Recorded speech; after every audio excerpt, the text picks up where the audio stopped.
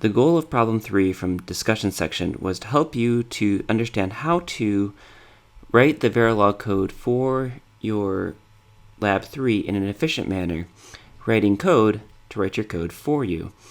And yes, that's allowed. So we're going to walk through this Verilog code that you would have seen in the discussion section, make sure you understand it so that you have a basis to understand how to use the same idea to build your 32-bit ALU from 1-bit ALUs. So the code here is telling us that we have an 8-bit bus,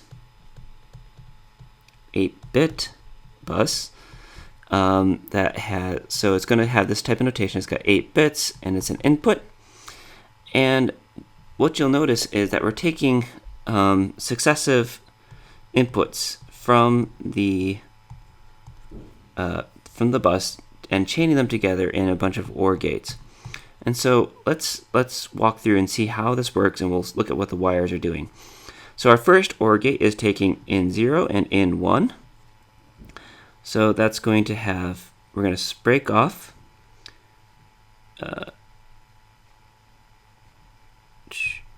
in 0, and that's going to be fed into, and we also have in 1, and those are both going into an OR gate. And that's being spit out onto a wire called chain 1. And so now we've got that chain 1 is being fed into an OR gate that's with in 2. So in 2 is going to get broken off next. So we've got in 2. And let me make this a little bit cleaner. There we go.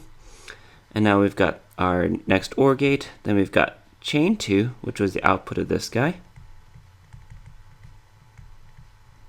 spitting into an OR gate with in 3. So then we've got in 3 coming out, and we've got another OR gate. And you can see that there's this structure, and what we're going to see, we've got in 4 coming out next, in 5, and so on and so forth. So this structure is just the output of one of your gates is spitting into the next gate, and it's spitting into the next gate, and it's spitting into the next gate. Very similar to the modular design that you're going to be using for your 32-bit ALU.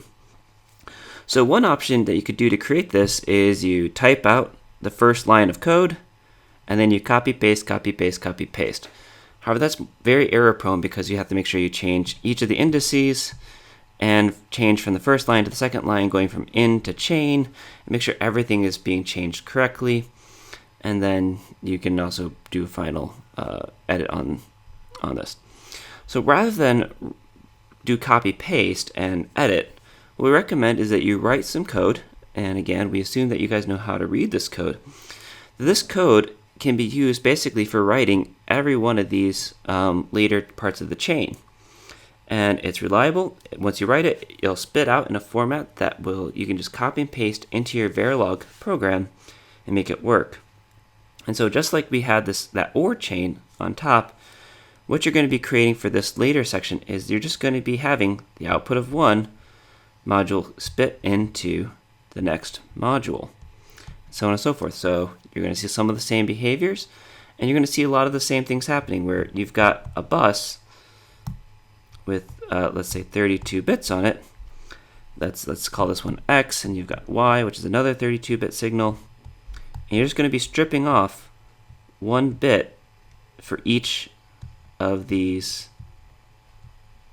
segments. So you've got X0 getting stripped off here, and Y0 being stripped off here. It's exactly the same idea.